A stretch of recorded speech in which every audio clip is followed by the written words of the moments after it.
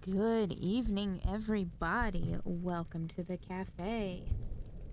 Well, this ain't exactly a cafe. I don't think we've only very rarely ever actually been in a cafe, which I find kind of entertaining. Thank you very much for the 15 stream watch streak, Nova. Thank you for hanging out. I hope you're all doing well this evening.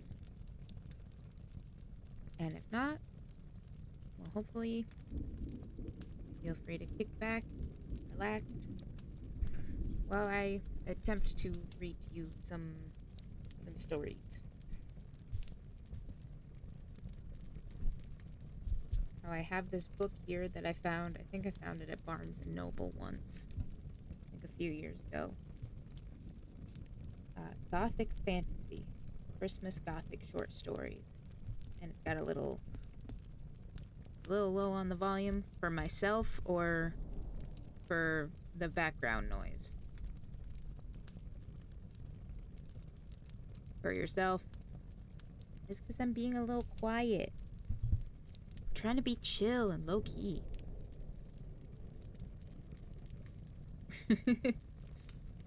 Hopefully that's a little better though. Damn it. What is reading ASMR in a low voice is part of the package? Well, it's not really ASMR. I'm just trying to read. And we'll see how well that works out for us. But yeah, it's got a bunch of short stories in it. Some of them are really short. They're only like a couple of pages. Some of them are like 20-some pages. I don't think we're gonna read any of those because I think that'll take a while. But I went through and looked up the publication dates on all of them. This is important. This is important because I don't want John Twitch to yell at me for reading things that I'm not allowed to read or whatever. So everything, all of the stories that I've got that I'm going to read were published before 1923 and are therefore part of the public domain. I did my homework, Mr. John Twitch. Leave me alone.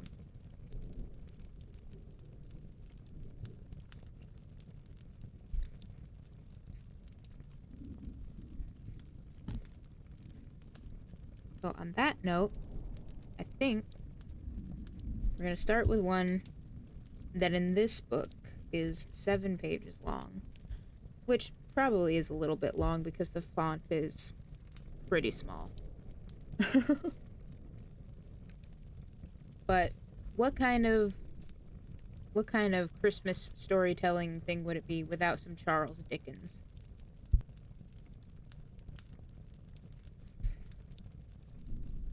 This one, it's not any... I don't know how familiar y'all may or may not be with his works, but the title of this one is called The Story of the Goblins Who Stole a Sexton, published in 1836. And get to the right page. No, it's not this one. Here we go. What? Do you not want me to read the story of the goblins who stole a sexton? Listen, they stole a what now? A sexton. Here, let me spell it out. No, not a sextant. If it was a sextant, I would be saying sextant.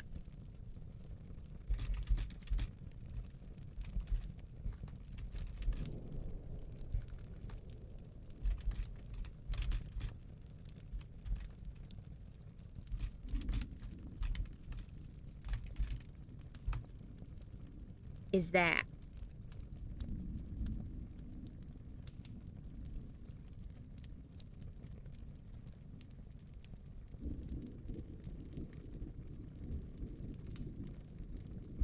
This is what we'll be starting with.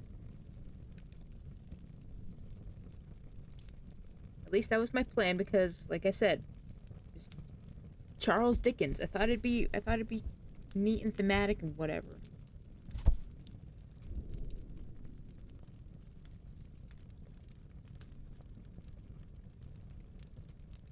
As much fun as it would be to read Elvis Saves Christmas, I don't think I have permission to read that one.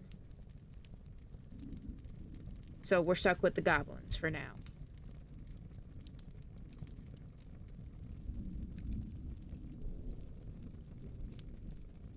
Speaking of stuck, I've got something stuck in my teeth. God dang it.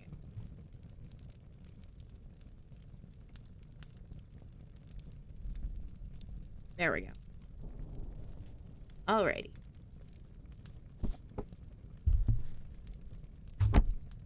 Well, it would help if my bookmark was not fat and flipping me back to the other story that I was reading earlier.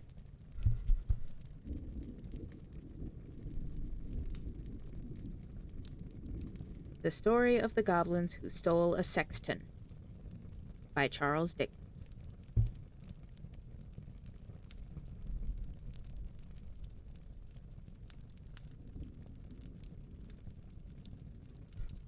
Okay, I looked up what a sexton is, and while some of my concerns have been ratified, new ones have popped up, like why are goblins stealing a sexton, which according to the internet is a church officer employee.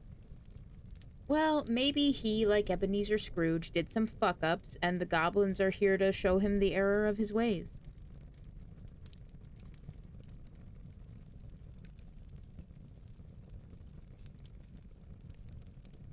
I guess we'll just have to find out.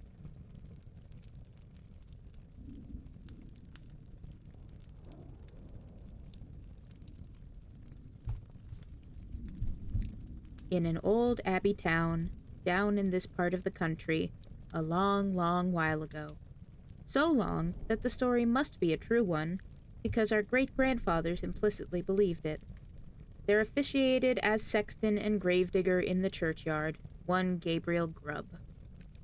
It is by no means follows that, because a man is a sexton, and constantly surrounded by emblems of mortality, therefore he should be a morose and melancholy man.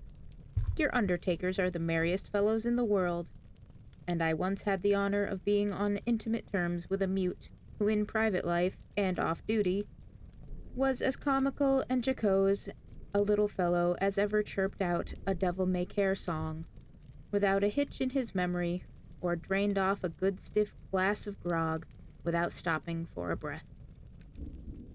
But notwithstanding these precedents to the contrary, Gabriel Grubb was an ill-conditioned, cross-grained, surly fellow, a morose and lonely man, who consorted with nobody but himself, and an old wicker bottle which fitted into his large, deep waistcoat pocket, and who eyed each merry face as it passed him by with such a deep scowl of malice and ill-humor as it was difficult to meet without feeling something the worse for. A little before twilight one Christmas Eve, Gabriel shouldered his spade, lighted his lantern, and betook himself towards the old churchyard, for he had got a grave to finish by next morning, and feeling very low, he thought it might raise his spirits, perhaps, if he went on with his work at once. As he wended his way up the ancient street, he saw the cheerful light of the blazing fires gleam through the old casements, and heard the loud laugh and the cheerful shouts of those who were assembled around them. He marked the bustling preparations for next day's good cheer, and smelt the numerous savory odors consequent thereupon, as they steamed up from the kitchen windows in clouds. All this was gall and wormwood to the heart of Gabriel Grubb, and as groups of children bounded out of the houses, tripped across the road, and were met, before they could knock at the opposite door, by half a dozen curly-headed little rascals who crowded round them as they flocked up the stairs to spend the evening in their Christmas games, Gabriel smiled grimly and clutched the handle of his spade with a firmer grasp as he thought of measles, scarlet fever, thrush, whooping cough, and a good many other sources of consolation beside. In this happy frame of mind, Gabriel strode along, returning a short, sullen growl to the good-humored greetings of such of his neighbors as now and then passed him, until he turned into the dark lane which led to the churchyard. Now Gabriel had been looking forward to reaching the dark lane, because it was, generally speaking, a nice, gloomy, mournful place, into which the townspeople did not much care to go, except in broad daylight and when the sun was shining. Consequently, he was not a little indignant to hear a young urchin roaring out some jolly song about a Merry Christmas in this very sanctuary, which had been called Coffin Lane ever since the days of the old abbey and the time of the shaven-headed monks. As Gabriel walked on, and the voice drew nearer, he found it proceeded from a small boy who was hurrying along to join one of the little parties in the old street, and who, partly to keep himself company and partly to prepare himself for the occasion, was shouting out the song at the highest pitch of his lungs. So Gabriel waited till the boy came up, then dodged him into a corner, rapped him over the head with his lantern 5 or 6 times, just to teach him to modulate his voice. And as the boy hurried away with his hand to his head, singing quite a different sort of tune, Gabriel Grubb chuckled very heartily to himself and entered the churchyard, locking the gate behind him. He took off his coat, set down his lantern, and getting into the unfinished grave, worked at it for an hour or so, with right good will. But the earth was hardened with the frost, and it was no very easy matter to break it up and shovel it out. Although there was a moon, it was a very young one, and shed little light upon the grave, which was in the shadow of the church. At any other time, these obstacles would have made Gabriel Grubb very moody and miserable, but he was so well pleased with having stopped the small boy singing that he took little heed of the scanty progress he had made, and looked down into the grave when he had finished work for the night, with grim satisfaction, murmuring as he gathered up his things. Brave lodgings for one, a few feet of cold earth when life is done. A stone at the head, a stone at the feet, a rich juicy meal for the worms to eat. Rank grass overhead, and damp clay around. Brave lodgings for one, these in holy ground. Ho ho, laughed Gabriel Grubb, as he sat himself down on a flat tombstone, which was a favorite resting place of his, and drew forth his wicker bottle. A coffin at Christmas, a Christmas box. Ho ho ho. Ho ho ho, repeated a voice, which sounded close behind him. Gabriel paused in some alarm, in the act of raising the wicker bottle to his lips, and looked round. The bottom of the oldest grave about him was not more still and quiet than the churchyard in the pale moonlight. The cold hoarfrost glistened on the tombstones, and sparkled like rows of gems among the stone carvings of the old church. The snow lay hard and crisp upon the ground, and spread over the thickly strewn mounds of earth, so white and smooth a cover that it seemed as if corpses lay there, hidden only by their winding sheets. Not the faintest rustle broke the profound tranquillity of the solemn scene. Sound itself appeared to be frozen up, all was so cold and still. It was the echoes, said Gabriel Grubb, raising the bottle to his lips again. It was not, said a deep voice. Gabriel started up, and stood rooted to the spot with astonishment and terror, for his eyes rested on a form which made his blood run cold. Seated on an upright tombstone close to him was a strange, unearthly figure, whom Gabriel felt at once was no being of this world. His long, fantastic legs, which might have reached the ground, were cocked up and crossed after a quaint, fantastic fashion. His sinewy arms were bare, and his hands rested on his knees. On his short body he wore a close covering, ornamented with small slashes, and a short cloak dangled at his back. The collar was cut into curious peaks, which served the goblin in lieu of ruff or neckerchief, and his shoes curled up at the toes into long points. On his head he wore a broad-brimmed sugar-loaf hat, garnished with a single feather. The hat was covered with the white frost, and the goblin looked as if he had sat on the same tombstone very comfortably for 200 or 300 years. He was sitting perfectly still. His tongue was put out as if in derision, and he was grinning at Gabriel Grubb with such a grin as only a goblin could call up. "It was not the echoes," said the goblin. Gabriel Grubb was paralyzed and could make no reply. "What do you do here on Christmas Eve?" said the goblin sternly. "I came to dig a grave, sir," stammered Gabriel Grubb. "What man wanders among graves and churchyards on such a night as this?" said the goblin. "Gabriel Grubb! Gabriel Grubb!" screamed a wild chorus of voices that seemed to fill the churchyard. Gabriel looked fearfully round. Nothing was to be seen. "What have you got in that bottle?" said the goblin. "Hollands, sir," replied the sexton, trembling more than ever, for he had bought it of the smugglers, and he thought that perhaps his questioner might be in the excise department of the goblins. Who drinks Hollands alone and in a churchyard on such a night as this?" said the goblin. "Gabriel Grubb! Gabriel Grubb!" exclaimed the wild voices again. The goblin leered maliciously at the terrified sexton, and then, raising his voice, exclaimed, "And who, then, is our fair and lawful prize?" To this inquiry the invisible chorus replied, in a strain that sounded like the voices of many choristers singing to the mighty swell of the old church organ, a strain that seemed borne to the sexton's ears upon a gentle wind, and to die away as its soft breath passed onward, but the burden of the reply was still the same. Gabriel Grubb. Gabriel Grubb. The goblin grinned a broader grin than before, as he said, "Well, Gabriel, what do you say to this?" The sexton gasped for breath. "What do you think of this, Gabriel?" said the goblin, kicking up his feet in the air on either side of the tombstone, and looking at the turned-up points with as much complacency as if he had been contemplating the most fashionable pair of Wellingtons in all Bond Street.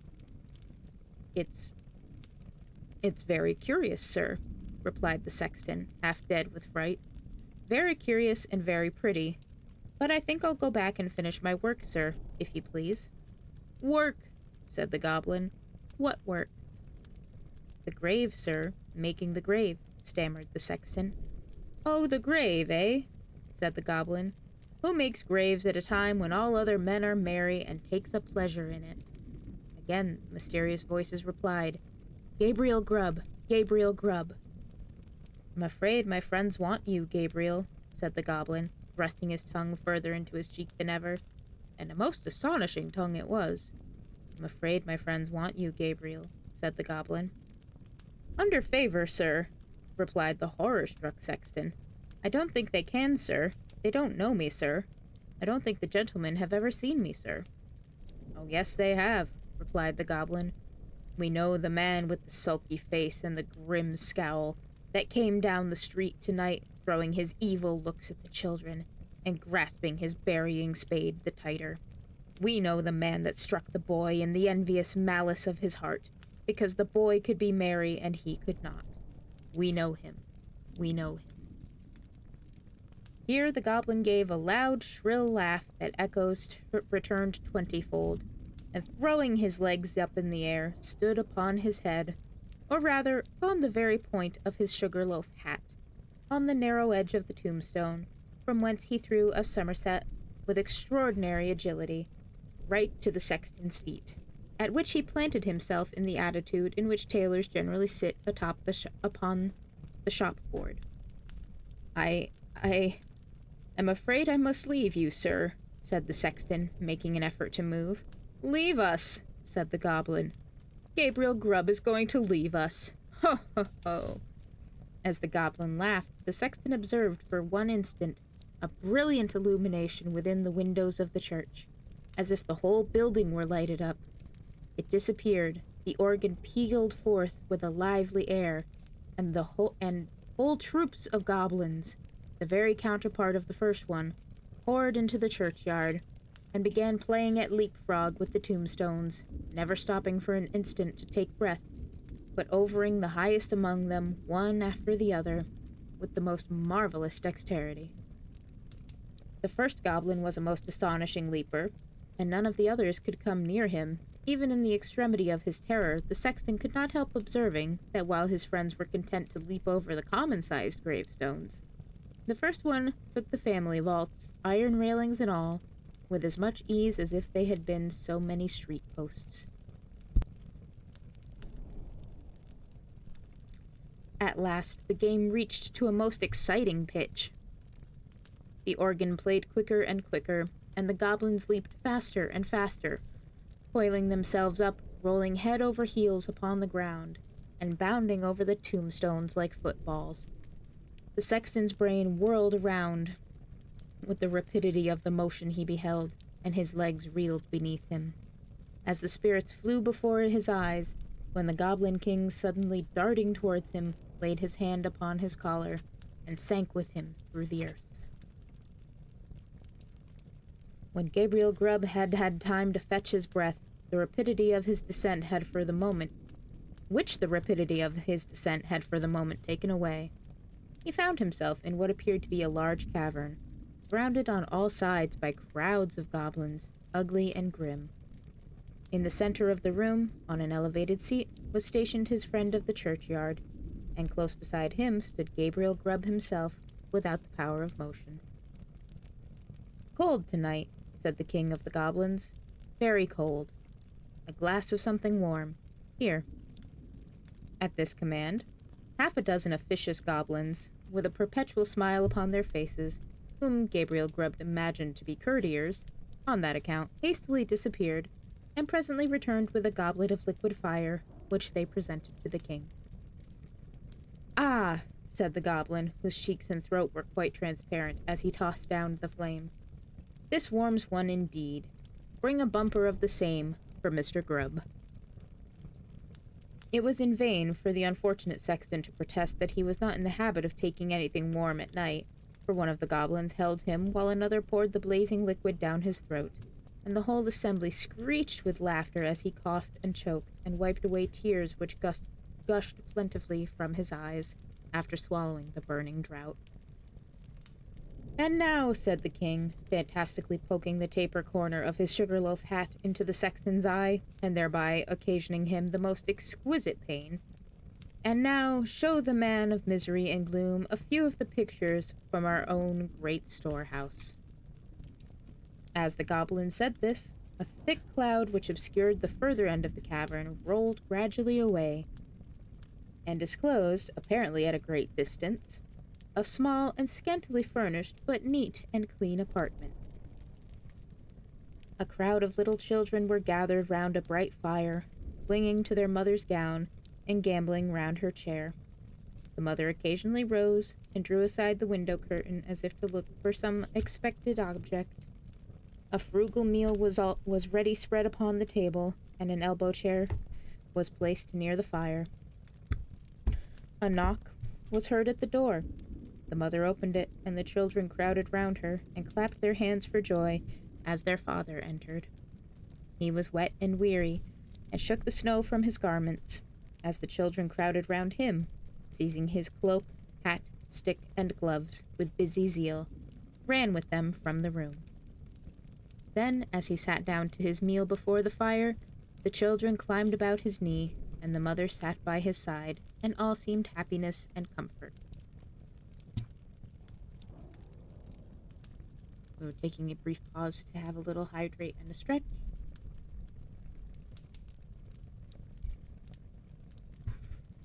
Which will be a bit more extensive once the ad break starts in about a minute or so.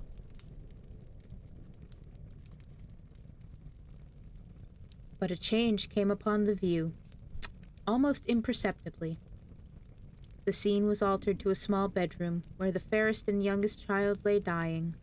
The roses had fled from his cheek, the light from his eye, and even as the sexton looked upon him with an interest he had never felt or known before, he died.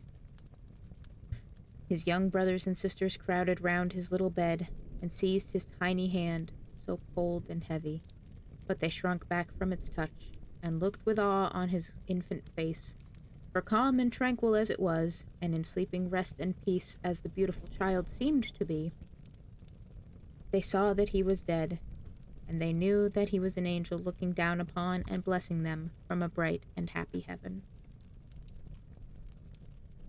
Again the light cloud passed across the picture, and again the subject changed. The father and mother were old and helpless now, and the number of those about them was diminished more than half.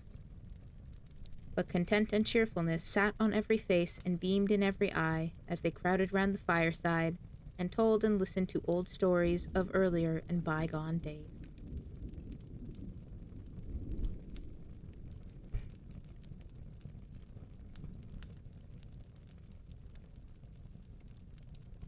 Slowly and peacefully, the father sank into the grave, and soon after, the sharer of all his cares and troubles followed him to a place of rest and peace. The few, who yet survived them, knelt by their tomb and watered the green turf which covered it with their tears, then rose and turned away, sadly and mournfully, but not with bitter cries or despairing lamentations, for they knew that they should one day meet again, and once more they mixed with the busy world, and their content and cheerfulness were restored. The cloud settled upon the picture and concealed it from the sexton's view.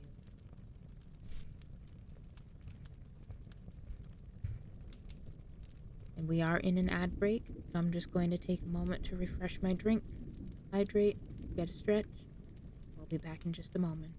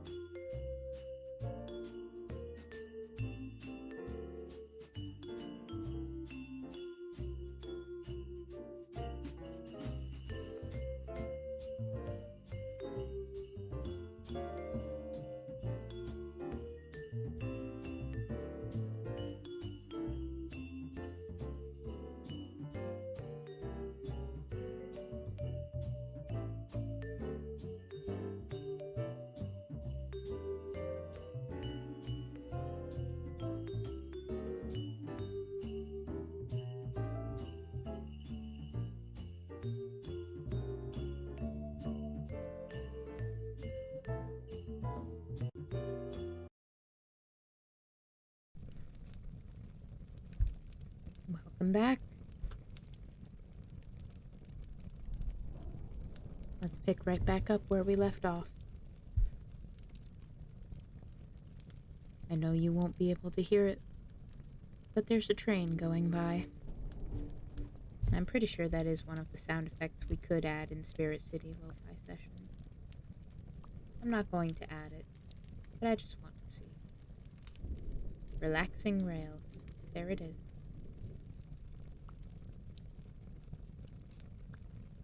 Imagine, at least for a brief moment or two, that there is a train going by, at a comfortable and safe distance, where you can hear it and think, ooh, there's a train going by. But know that you're safe and warm, and that the train's presence does really nothing to affect your life, other than a friendly passing through.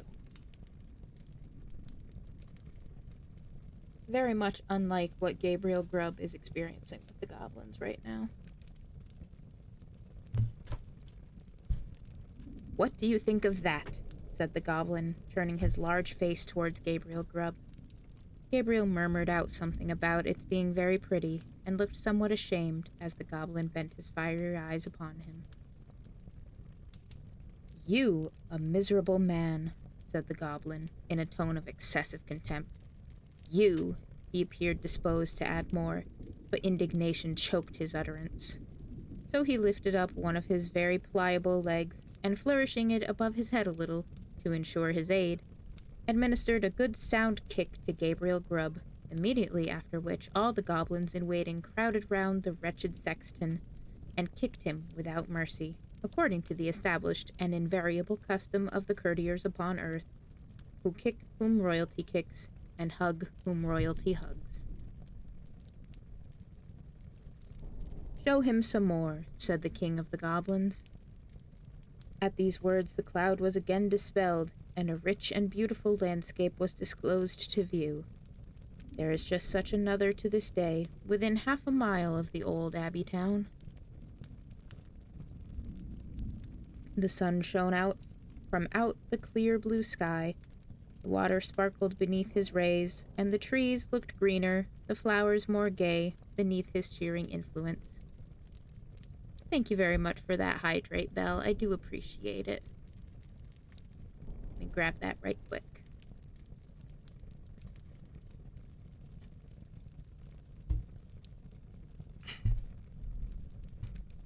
Thank you for that, and thank you for stopping by. I do appreciate it.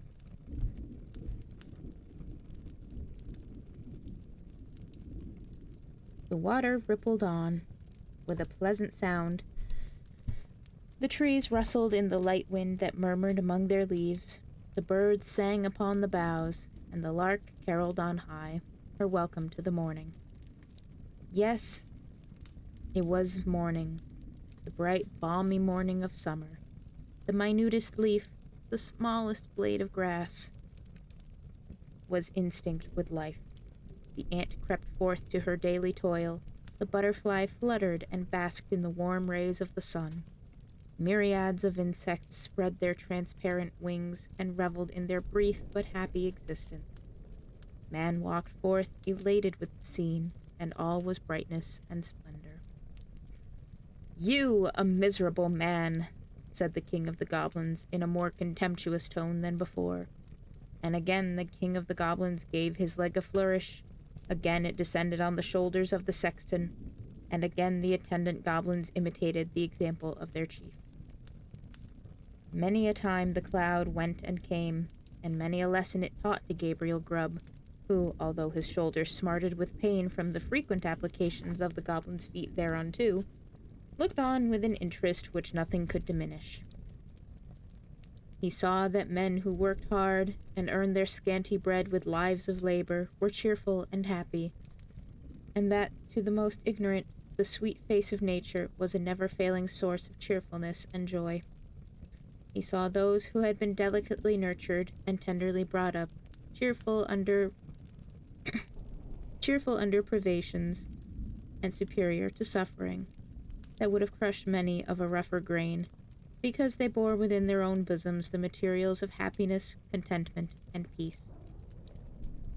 He saw that women, the tenderest and most fragile of all God's creatures, were the oftenest superior to sorrow, adversity, and distress, and he saw that it was because they bore in their own hearts an inexhaustible wellspring of affection and devotedness. Above all, he saw that men like himself, who snarled at the mirth and cheerfulness of others, were the foulest weeds on the fair surface of the earth, and setting all the good of the world against the evil, he came to the conclusion that it was a very decent and respectable sort of world after all.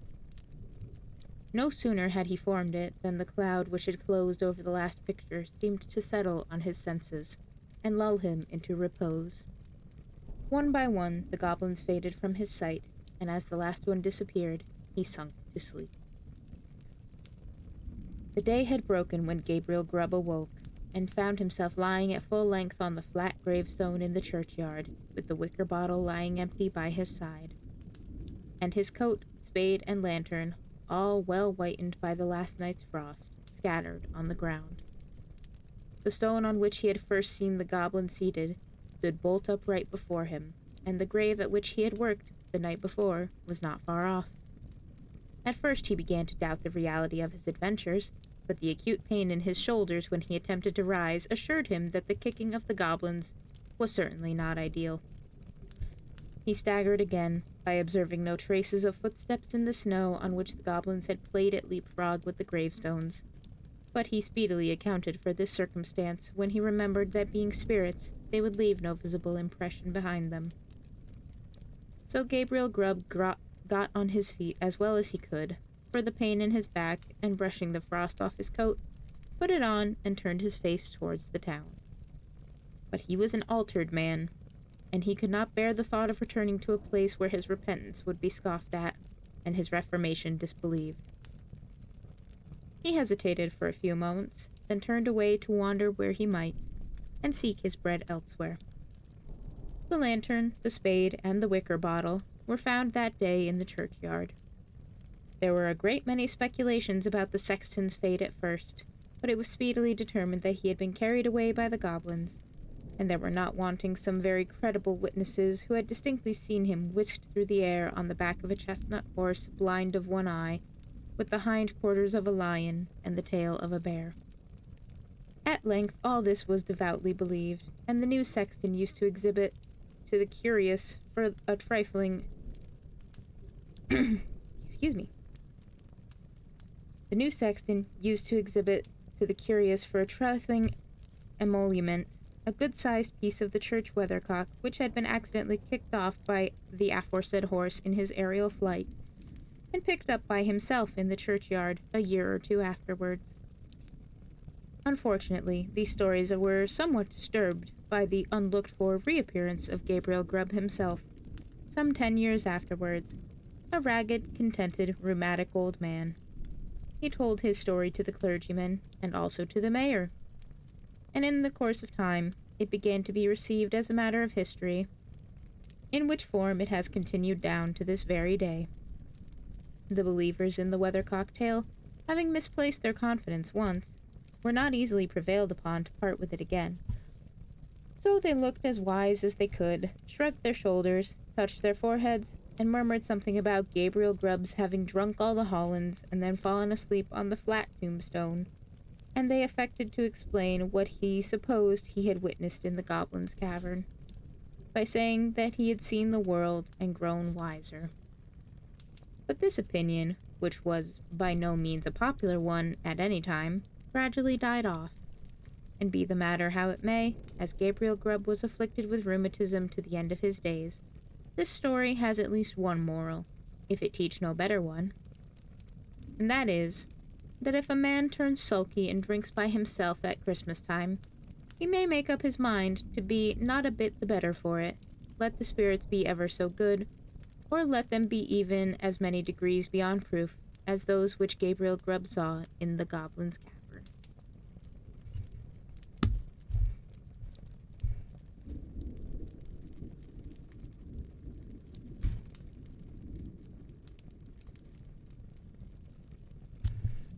And that's that for that one.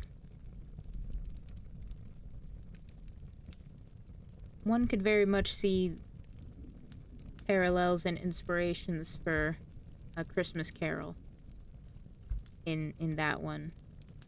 In that somebody gets whisked away, gets shown, I hesitate to say shown the error of their ways, but they get shown various visions that make them change their ways.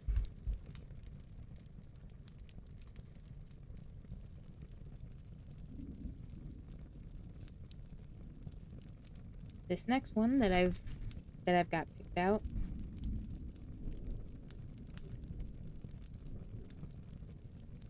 this one is just called The Ghost of Christmas Eve by J.M. Barrie. The very same J.M. Barrie who wrote Peter Pan.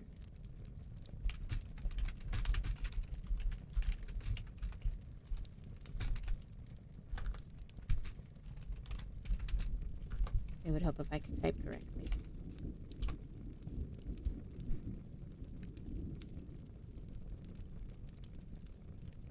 There we go. Now let me actually flip to the right page. That would be very helpful. Spoopy. Yeah, you know that song from It's the Most Wonderful Time of the Year? These are what those scary ghost stories and tales of the glories are all about. It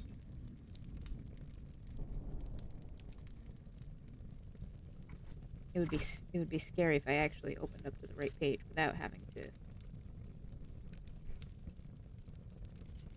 just completely lose myself. Here we go. The Ghost of Christmas Eve by J.M. Barrie. A few years ago, as some may remember, a startling ghost paper appeared in the monthly organ of the Society for Haunting Houses. The writer guaranteed the truth of his statement, and even gave the name of the Yorkshire manor house in which the affair took place. The article and the discussion to which it gave rise agitated me a good deal, and I consulted Pettigrew about the advisability of clearing up the mystery. The writer wrote that he distinctly saw his arm pass through the apparition and come out at the other side. And indeed, I still remember his saying so next morning.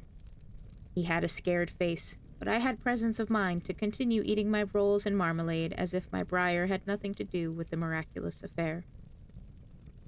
Seeing that he made a paper of it, I suppose he is justified in touching up the incidental details. He says, for instance, that we were told the story of the ghost which is said to haunt the house just before going to bed. As far as I remember, it was only mentioned at luncheon, and then skeptically. Instead of there being snow falling outside and an eerie wind wailing through the skeleton trees, the night was still and muggy. Lastly, I did not know, until the journal reached my hands, that he was put into the room known as the haunted chamber, nor that in that room the fire is noted for casting weird shadows upon the wall. This, however, may be so. The legend of the manor house ghost he tells precisely as it is known to me. The tragedy dates back to the time of Charles I, and is led up to by a pathetic love story, which I need not give. Suffice it that for 7 days and nights the old steward had been anxiously awaiting the return of his young master and mistress from their honeymoon. On Christmas Eve, even after he had gone to bed, there was a great clanging of the doorbell. Flinging on a dressing gown, he hastened downstairs. According to the story, a number of servants watched him, and saw by the light of his candle that his face was an ashy white. He took off the chains of the door, unbolted it, and pulled it open. What he saw no human being knows, but it must have been something awful, for without a cry, the old steward fell dead in the hall. Perhaps the strangest part of the story is this, that the shadow of a burly man holding a pistol in his hand entered by the open door, stepped over the steward's body, and, gliding up the stairs, disappeared, no one could say where. Such is the legend. I shall not tell the many ingenious explanations of it that I have been offered. Every Christmas Eve, however, the silent scene is said to be gone through again, and tradition declares that no person lives for 12 months at whom the ghostly intruder points his pistol. On Christmas Day, the gentleman who tells the tale in a scientific journal created some sensation at the breakfast table by solemnly asserting that he had seen the ghost. Most of the men present scouted his story, which may be condensed into a few words. He had retired to his bedroom at a fairly early hour, and as he opened the door, his candle light was blown out. He tried to get a light from the fire, but it was too low, and eventually he went to bed in the semi-darkness. He was wakened, he did not know at what hour, by the clanging of a bell. He sat up in bed, and the ghost story came in a rush to his mind. The fire was dead, and the room was consequently dark. Yet by and by he knew, though he heard no sound, that his door had opened. He cried out, "Who is that?" but got no answer. By an effort he jumped up and went to the door, which was ajar. His bedroom was on the first floor, and looking up the stairs, he could see nothing. He felt a cold sensation at his heart, however, when he looked the other way. Going slowly and without a sound down the stairs was an old man in a dressing gown. He carried a candle. From the top of the stairs, only part of the hall is visible, but as the apparition disappeared, the watcher had the courage to go down a few steps after him. At first, nothing was to be seen, for the candlelight had vanished. A dim light, however, entered by the long, narrow windows which flank the hall door, and after a moment the onlooker could see that the hall was empty. He was marveling at this sudden disappearance of the steward, when, to his horror, he saw a body fall upon the hall floor within a few feet of the door. The watcher cannot say whether he cried out, nor how long he stood there trembling. He came to himself with a start as he realized that something was coming up the stairs. Fear prevented his taking flight, and in a moment the thing was at his side. Then he saw distinctly that it was not the figure he had seen descend. He saw a younger man, in a heavy overcoat, but with no hat on his head. He wore on his face a look of extravagant triumph. The guest boldly put out his hand toward the figure. To his amazement, his arm went through it. The ghost paused for a moment and looked behind it. It was then the watcher realized that it carried a pistol in its right hand. He was by this time in a highly strung condition, and he stood trembling lest the pistol should be pointed at him. The apparition, however, rapidly glided up the stairs and was soon lost to sight. Such are the main facts of the story, none of which I contradicted at the time. I cannot absolutely say that I can clear up this mystery, but my suspicions are confirmed by a good deal of circumstantial evidence. This will not be understood unless I explain my strange infirmity. Wherever I went, I used to be troubled with a presentiment that I had left my pipe behind. Often, even at the dinner table, I paused in the middle of a sentence as if stricken with sudden pain. Then my hand went down to my pocket. Sometimes, even after I felt my pipe, I had a conviction that it was stopped, and by only a desperate effort did I keep myself from producing it and blowing down it. I distinctly remember once dreaming, 3 nights in succession, that I was on the Scotch Express without it. More than once, I know, I have wandered in my sleep looking for it in all sorts of places, and after I went to bed, I generally jumped out, just to make sure of it. My strong belief, then, is that I was the ghost seen by the writer of the paper. I fancy that I rose in my sleep, lighted a candle, and wandered down the hall to feel if my pipe was safe in my coat, which was hanging there. The light had gone out when I was in the hall. Probably the body seen to fall on the hall floor was some other coat which I had flung there to get more easily at my own. I cannot account for the bell, but perhaps the gentleman in the haunted chamber dreamed that part of the affair. I had put on the overcoat before reascending. Indeed, I may say that the next morning I was surprised to find it on a chair in my bedroom. Also to notice there were several long streaks of candle grease on my dressing gown. I conclude that the pistol, which gave my face such a look of triumph, was my briar, which I found in the morning beneath my pillow. The strangest thing of all, perhaps, is that when I awoke, there was a smell of tobacco smoke in the bedroom.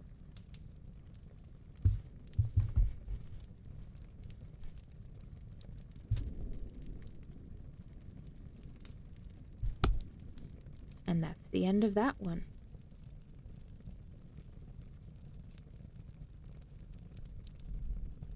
I cannot help but wonder if this guy is actually a ghost, or if he really is just a sleepwalker. I suppose that's for us to sit here and consider. Something for us to ponder. That's kind of what these stories are for, right? Passing the time, and such things as that.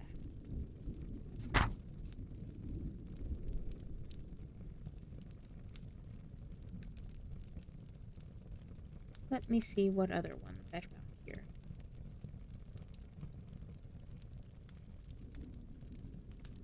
I say that as if I don't have, like, a whole bunch right in front of me.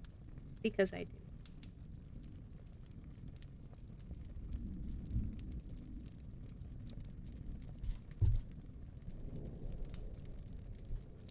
I think we'll probably do at least a couple more. Maybe some longer ones. About as long as the first one was, if not a little longer.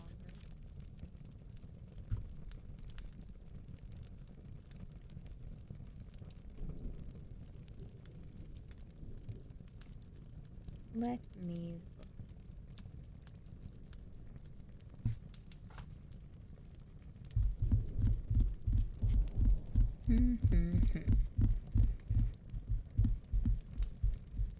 There's a lot of the ones that I have here that I can't read, or at least that I shouldn't, because they're recent publications, or at least not old enough to be in the public domain yet.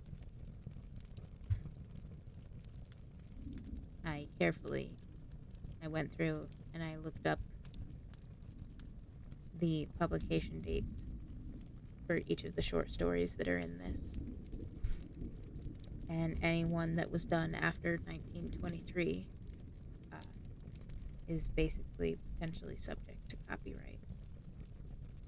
Anything older than 1923 is definitively in the public domain. So John Twitch can't get mad at me. I doubt as I would get in trouble anyway. I'm just a silly gal reading some old Christmas stories. Old Christmas stories. Don't think I've read any from the 1900s. Let's see. Story of the Goblins Who Stole the Sexton, originally from 1836. The Ghost of Christmas Eve, 1890.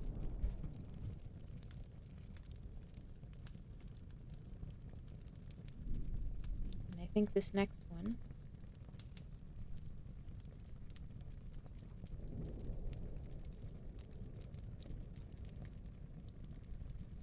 the one I'm going to do next is from 1860. It's called A Strange Christmas Game by Charlotte Riddell. When it was originally published, I believe it was like under her husband's name. You know, as Mrs. whatever his initials were, Riddell. I want to say it was like Mrs. J.E. Riddell. But here she's credited by her own first name instead of as Mrs. whomever.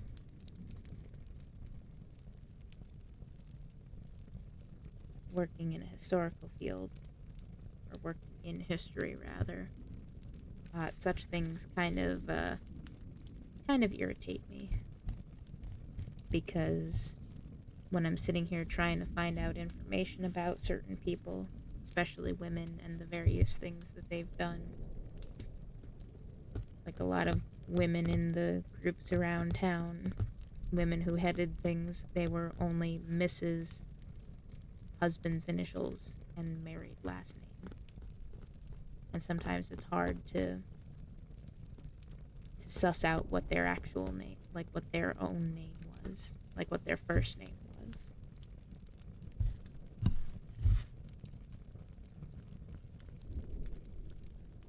And when I am able to figure out, when I am able to put a name to the name, for lack of a better term, I make sure it gets put in there.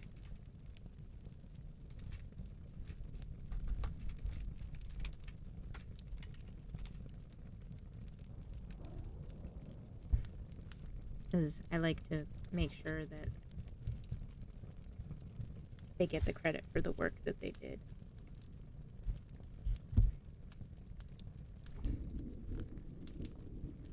Such newer traditions like women keeping their names when they get married, they make things a little bit easier in some ways. But at the same time, it also adds a layer of difficulty, like, okay, was this person married to this person? Are they married at all? Anything like that. Or like, was this person married in the first place? If so, to whom?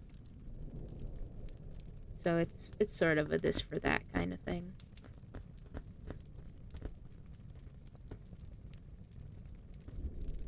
But as time passes and more records become readily available, it's easier to figure out. I am sort of dawdling because we do have an ad break coming up in just a second here, during which we'll go to the BRB screen because I need to go refresh my drink again. And then we'll get started on our next story. I didn't want to just start it and then have to stop like half a page in because of the ad. Granted, I could just read right through and people could watch the VOD on YouTube or something, but that sort of defeats the purpose of reading it live here with you. At least that's just my thought. Whether or not it's accurate or anything like that. We'll be right back.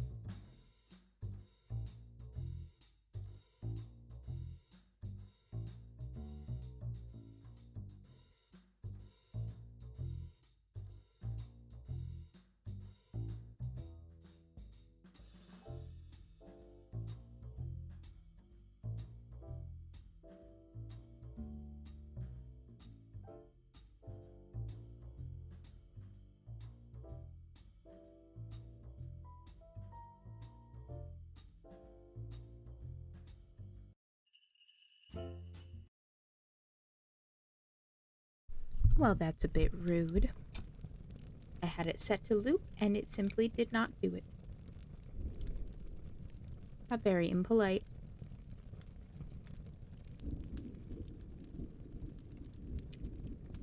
Step away for a couple extra minutes to grab a drink.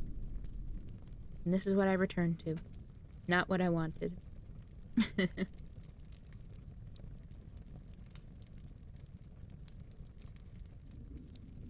But we're back. Hydrated, stretched. Had a little snack.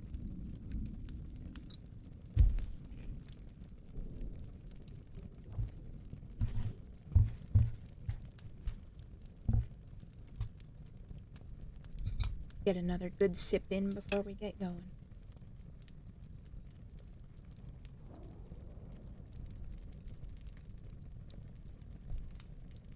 I finished my caffeinated beverage of the evening already. So now I'm switching to just water.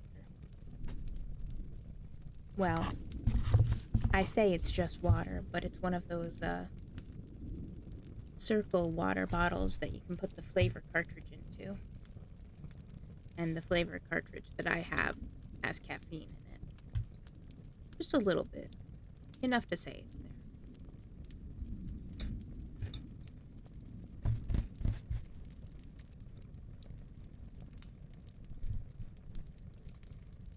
Hopefully everything still sounds good to you guys. If not, please let me know. And I can make adjustments.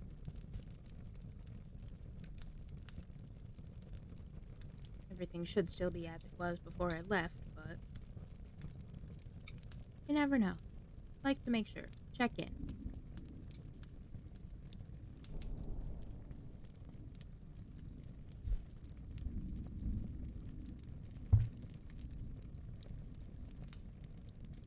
And of course, if anything comes up at any point,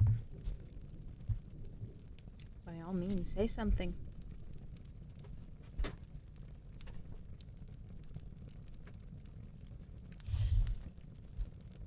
Until such a time, we're gonna dive in.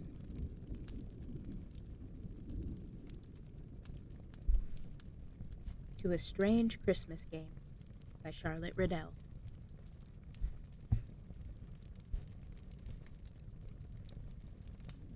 This one's also a later one, or an earlier one, rather. Sort of in between the previous two we read. This one published in 1868.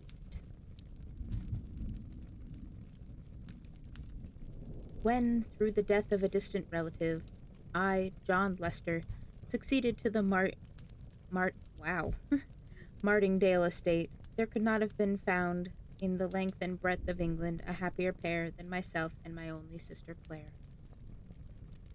We were not such utter hypocrites as to affect sorrow for the loss of our kinsman, Paul Lester, a man whom we had never seen, of whom we had heard but little, and that little unfavorable, at whose hands we'd never received a single benefit, who was, in short, as great a stranger to us as the then Prime Minister, the Emperor of Russia, or any other human being utterly removed from our extremely humble sphere of life. His loss was very certainly our gain. His death represented to us not a dreary parting from one long loved and highly honored, but the accession of lands, houses, consideration, wealth, to myself, John Lester, Esquire, Martingale, Bedfordshire, Willem John Lester, artist and second-floor lodger at 32 Great Smith Street, Bloomsbury. Not that Martingale was much of an estate as the country properties go. Not that Martingale was much of an estate as country properties go. The Lesters who had succeeded to that domain from time to time during the course of a few hundred years could by no stretch of courtesy have been called prudent men. In regard of their posterity, they were indeed... Oh, excuse me.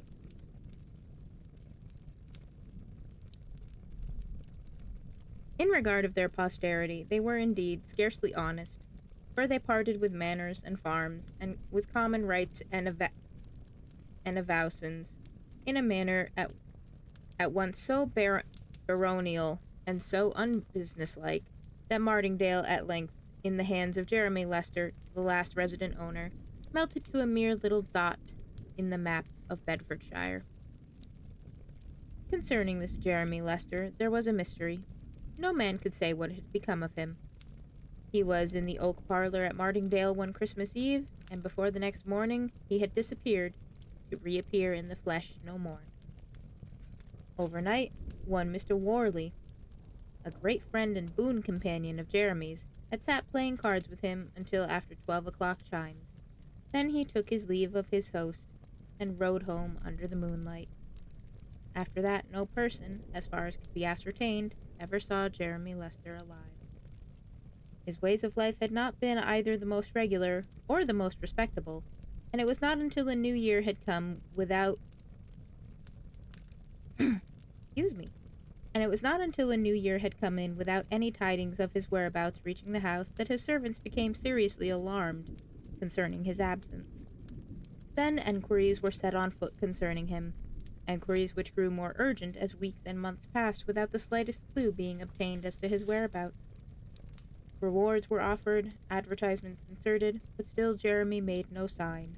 And so, in course of time, the heir-at-law, Paul Lester, took possession of the house, and went down to spend the summer months at Martingale with his rich wife and her 4 children by a first husband. Paul Lester was a barrister, an overworked barrister, who everyone supposed would be glad enough to leave the bar and settle at Martingale, where his wife's money and the fortune he had accumulated could not have failed to give him a good standing, even among the neighboring country families. And perhaps it was with such intention that he went down into Bedfordshire.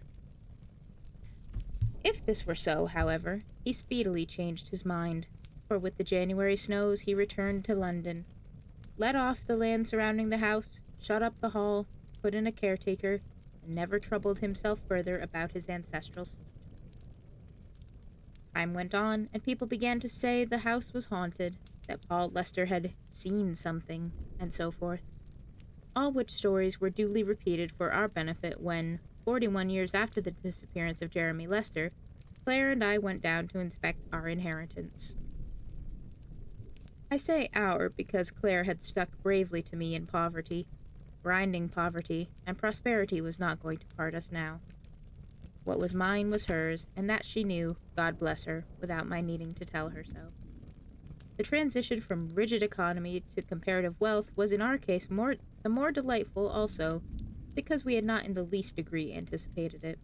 We never expected Paul Lester's shoes to come to us, and accordingly it was not upon our consciences that we had ever in our dreariest moods wished him dead. Had he made a will, no doubt we never should have gone to Martingale, and I, consequently, never written this story. But, luckily for us, he died He died intestate, and the Bedfordshire property came to me. As for the fortune, he had spent it in travelling, and in giving great entertainments at his grand house in Portman Square. Concerning his effects, Mrs. Lester and I came to a very amicable arrangement, and she did me the honor of inviting me to call upon her occasionally, and, as I heard, spoke of me as a very worthy and presentable young man for my station, which, of course, coming from so good an authority, was gratifying. Moreover, she asked me if I intended residing at Martingale, and upon my replying in the affirmative, hoped I should like it. It struck me at the time that there was a certain significance in her tone, and when I went down to Martingale and heard the absurd stories which were afloat concerning the house being haunted, I felt confident that if Mrs. Lester had hoped much, she had feared more. People said Mr. Jeremy walked at Martingale. He had been seen, it was averred, by poachers, by gamekeepers, by children who had come to use the park as a near cut to the school, by lovers who kept their tryst under the elms and beeches. As for the caretaker and his wife, the third in residence since Jeremy Lester's disappearance, the man gravely shook his head when questioned, while the woman stated that wild horses, or even wealth untold, should not draw her into the red bedroom nor into the oak parlor after dark. I have heard my mother tell, sir, it was her as followed the old Mrs. Reynolds, the first caretaker, how there were things went on in these self-same rooms as might make any Christian's hair stand on end. Such stamping and swearing and knocking about on furniture, and then tramp, tramp up the great staircase and along the corridor, and so into the red bedroom, and then bang and tramp, tramp again. They do say, sir, Mr. Paul Lester met him once, and from that time the oak parlor has never been opened. I never was inside it myself.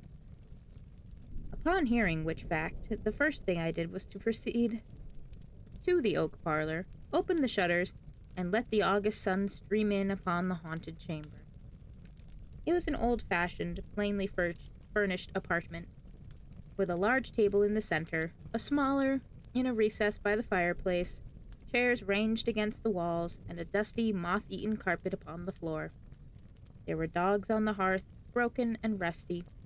There was a brass fender, tarnished and battered, a picture of some sea flight over the mantelpiece, while another work of art about equal in merit hung between the windows. Altogether, an utterly prosaic and yet not uncheerful apartment, from out of which the ghosts flitted as soon as daylight was let into it, and which I proposed, as soon as I felt my feet, to redecorate, refurnish, and convert into a pleasant morning room. I was still under 30, but I had learned prudence in that very good school, necessity, and it was not my intention to spend much money until I had ascertained for certain what were the actual revenues derivable from the lands still belonging to the Martingale estates, and the charges upon them. In fact, I wanted to know what I was worth before committing myself to any great extravagances, and the place had for so long been neglected that I experienced some difficulty in arriving at the state of my real income.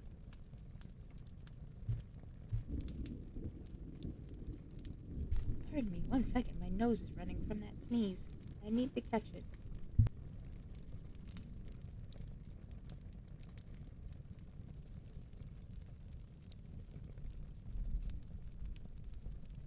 Nose successfully caught.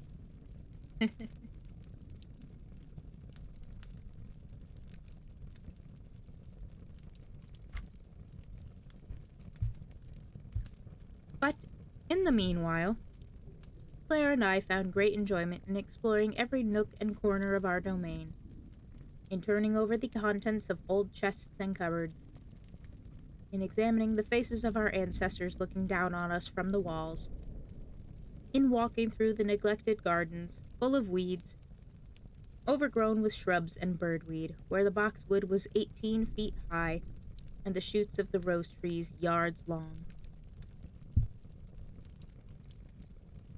I have put the place in order since then. There is no grass on the paths, there are no trailing brambles over the ground, the hedges have been cut and trimmed, and the trees pruned and the boxwood clipped. But I often say nowadays that in spite of all of my improvements, or rather, in consequence of them, Martingale does not look one half so pretty as it did in its pristine state of uncivilized picturesqueness. Although I determined not to commence repairing and redecorating the house until better informed concerning the rental of Martingale, still, the state of my finances was so far satisfactory that Claire and I decided on going abroad to take our long-talked-of holiday before the fine weather was past. We could not tell what a year might bring forth, as Claire sagely remarked. It was wise to take our pleasure while we could, and, accordingly, before the end of August arrived, we were wandering about the continent, loitering at Rouen, visiting the galleries at Paris, and talking of extending our 1 month of enjoyment into 3. What decided me on this course was the circumstance of our becoming acquainted with an English family who intended wintering in Rome. We met accidentally, but discovering that we were near neighbors in England, in fact that Mr. Cronson's property lay close beside Martingale, the slight acquaintance soon ripened into intimacy, and ere long we were traveling in company. From the first, Claire did not much like this arrangement. There was a little girl in England she wanted me to marry, and Mr. Cronson had a daughter who certainly was both handsome and attractive. The little girl had not despised John Lester, artist, while Miss Cronson indisputably set her cap at John Lester of Martingale, and would have turned away her pretty face from a poor man's admiring glance. All this I can see plainly enough now, but I was blind then.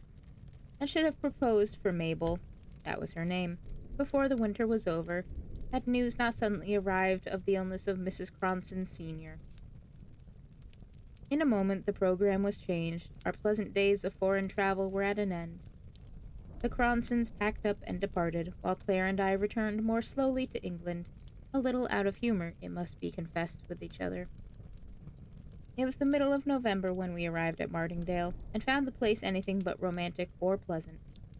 The walks were wet and sodden, the trees were leafless, there was no flowers save a few late pink roses blooming in the garden. It had been a wet season, and the place looked miserable. Claire would not ask Alice down to keep her company in the winter months as she had intended, and for myself, the Cronsons were still absent in Norfolk, where they meant to spend Christmas with old Mrs. Cronson, now recovered. Altogether, Martingale seemed dreary enough, and the ghost stories we had laughed at while sunshine flooded the room became less unreal when we had nothing but blazing fires and wax candles to dispel the gloom. They became more real also when servant after servant left us to seek situations elsewhere, when noises grew frequent in the house, when we ourselves, Claire and I, with our own ears heard the tramp, the banging, and the chattering which had been described to us. My dear reader, you doubtless are free from superstitious fantasies. You pooh-pooh the existence of ghosts, and only wish you could find a haunted house in which to spend a night, which is all very brave and praiseworthy, but wait till you are left in a dreary, desolate old country mansion, filled with the most unaccountable sounds, without a servant, with none save an old caretaker and his wife, who, living at the extremest end of the building, heard nothing of the tramp, tramp, bang, bang going on at all hours of the night. At first I imagined the noises were produced by some evil-disposed persons, who wished, for purposes of their own, to keep the house uninhabited, but by degrees Claire and I came to the conclusion the visitation must be supernatural, and Martingale, by consequence, untenable. Still being practical people, and unlike our predecessors, not having money to live where and how we liked, we decided to watch and see whether we could trace any human influence in the matter. If not, it was agreed we were to pull down the right wing of the house and the principal staircase. For nights and nights we sat up till 2 or 3 o'clock in the morning, Claire engaged in needlework, I reading, with a revolver lying on the table beside me. But nothing, neither sound nor appearance, rewarded our vigil. This confirmed my first ideas that the sounds were not supernatural, but just to test the matter, I determined on Christmas Eve, the anniversary of Mr. Jeremy Lester's disappearance, to keep watch myself in the red bedchamber. Even to Claire I never mentioned my intention. About 10, tired out with our previous vigils, we each retired to rest. Somewhat ostentatiously, perhaps, I noisily shut the door of my room, and when I opened it half an hour afterwards, no mouse could have pursued its way along the corridor with greater silence and caution than myself. Quite in the dark, I sat in the red room. For over an hour, I might as well have been in my grave for anything I could see in the apartment. But at the end of that time, the moon rose and cast strange lights across the floor and upon the wall of the haunted chamber. Hitherto, I had kept my watch opposite the window. Now I changed my place to a corner near the door, where I was shaded from observation by the heavy hangings of the bed and an antique wardrobe. Still I sat on, but still no sound broke the silence. I was weary with many nights watching, and tired of my solitary vigil. I dropped at last into a slumber, from which I was wakened by hearing the door softly opened. "John?" said my sister, almost in a whisper. "John, are you here?" "Yes, Claire," I answered. "But what are you doing up at this hour?" "Come downstairs," she replied. "They are in the oak parlor." I did not need any explanation as to whom she meant, but crept downstairs after her, warned by an uplifted hand of the necessity for silence and caution. By the door, by the open door of the oak parlor, She paused, and we both looked in. There was the room we left in darkness overnight, with a bright wood fire blazing on the hearth, candles on the chimney-piece, small table pulled out from its accustomed corner, and 2 men seated beside it playing at cribbage. We could see the face of the younger player. It was that of a man about 25, of a man who had lived hard and wickedly, who had wasted his substance and his health, who had been, while in the flesh, Jeremy Lester. It would be difficult for me to say how I knew this. How, in a moment, I identified the features of the player with those of the man who had been missing for 41 years. 41 years that very night. He was dressed in the costume of a bygone period. His hair was powdered, and round his wrists were ruffles of lace. He looked like one who, having come from some great party, sat down after his return home to play cards with an intimate friend. On his little finger there sparkled a ring. In the front of his shirt there gleamed a valuable diamond. There were diamond buckles in his shoes, and according to the fashion of his time, he wore knee breeches and silk stockings, which showed off advantageously the shape of a remarkably good leg and ankle. He sat opposite the door, but never once lifted his eyes to it. His attention seemed concentrated on the cards. For a time there was utter silence in the room, broken only by the momentous counting of the game. In the doorway we stood, holding our breath, terrified yet fascinated by the scene which was being acted before us. The ashes dropped on the hearth softly like the snow. We could hear the rustle of the cards as they were dealt out and fell upon the table. We listened to the count, 15-1, 15-2, and so forth. But there was no other word spoken till at length the player, whose face we could not see, exclaimed, "I win. The game is mine." Then his opponent took up the cards, sorted them over negligently in his hand, put them close together, and flung the whole pack in his guest's face, exclaiming, "Cheat! Liar! Take that!"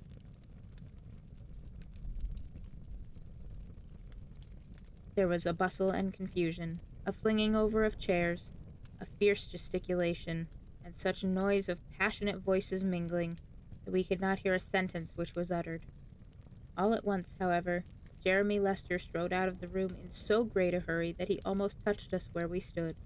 Out of the room, and tramp up the staircase to the Red Room, whence he descended in a few minutes with a couple of rapiers under his arm.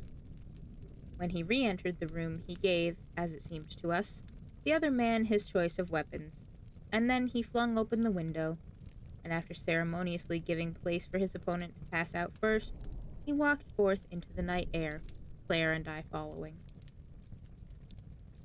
We went through the garden and down a narrow winding walk to a smooth piece of turf, sheltered from the north by a plantation of young fir trees. It was a bright, moonlit night by this time, and we could distinctly see Jeremy Lester measuring off the ground. "When you say 3, he said at last to the man whose back was still toward us. They had drawn lots for the ground, and the lot had fallen against Mr. Lester. He stood thus with the moonbeams falling upon him, and a handsomer fellow I could never desire to behold. 1, began the other. 2, and before our kinsman had the slightest suspicion of his design, he was upon him, and his rapier through Jeremy Lester's breast. At the sight of that cowardly treachery, Claire screamed aloud.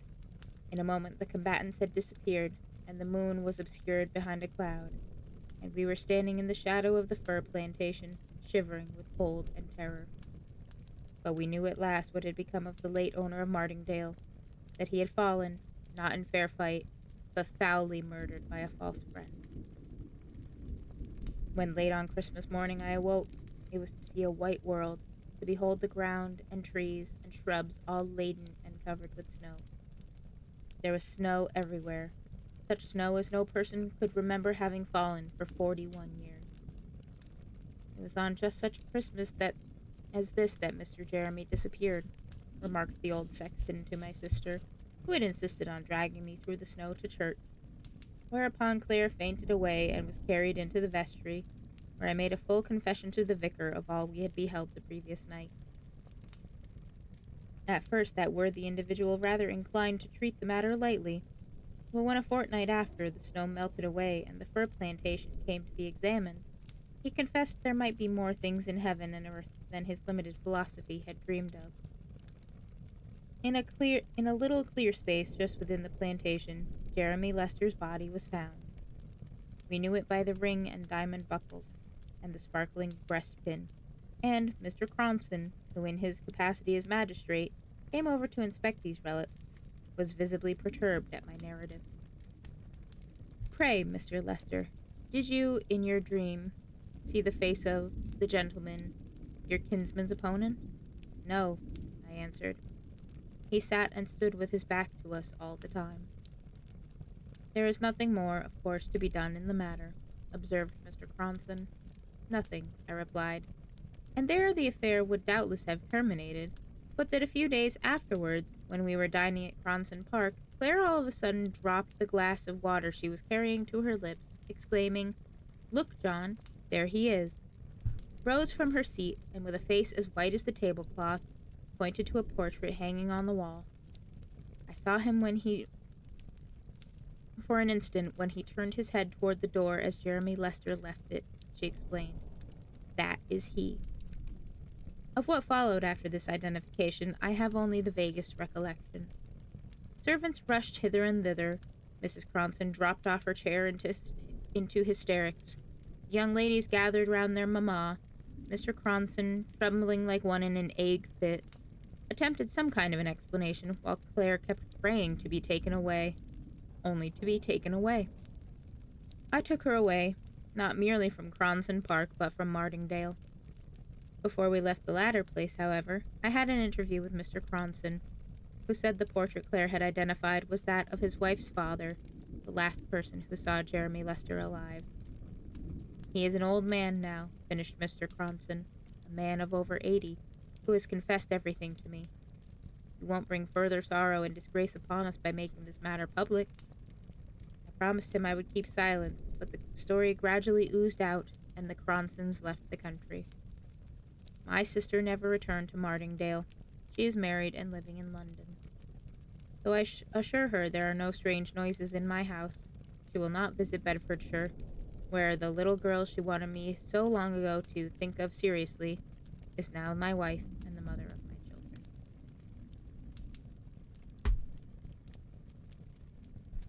And that's the end of that one.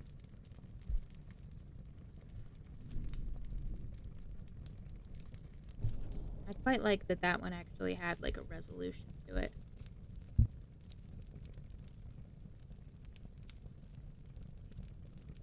One of those interestingly coincidental ones where like, oh, everybody is all connected somehow or other.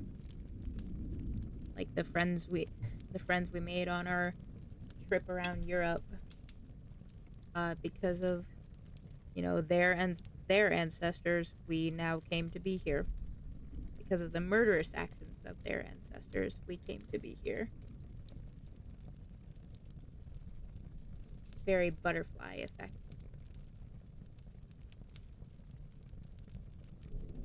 I quite liked it, honestly. I hope you all are enjoying this as well,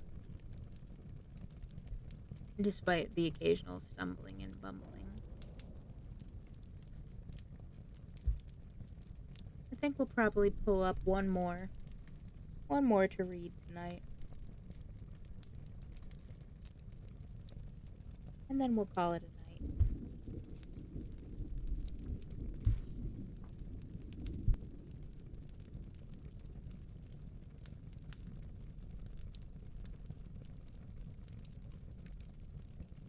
Let's see. Yeah, that sounds like a good one. They all sound like good ones, but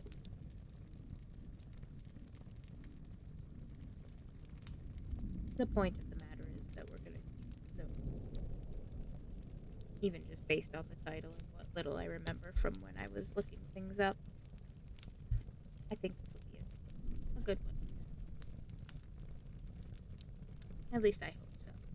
And I hope you think so.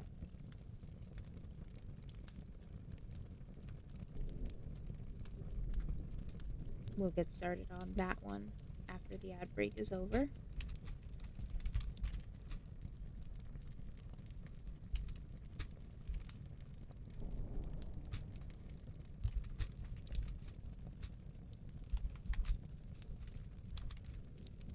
It would help if I would actually spell the author's name correctly. We'll be right back.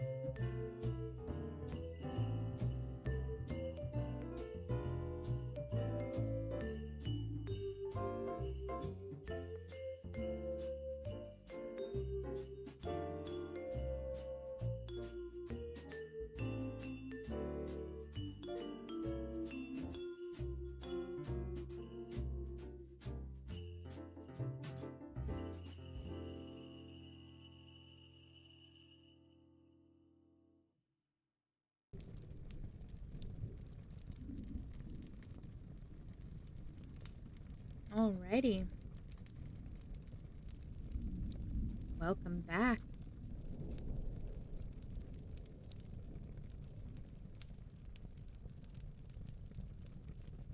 Hopefully you took the opportunity during that little break to, well, take a break.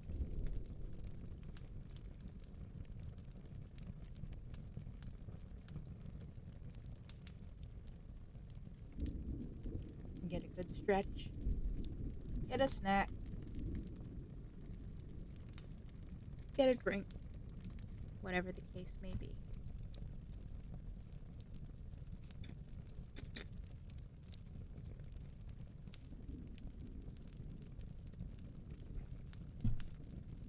We'll start our final story of the night.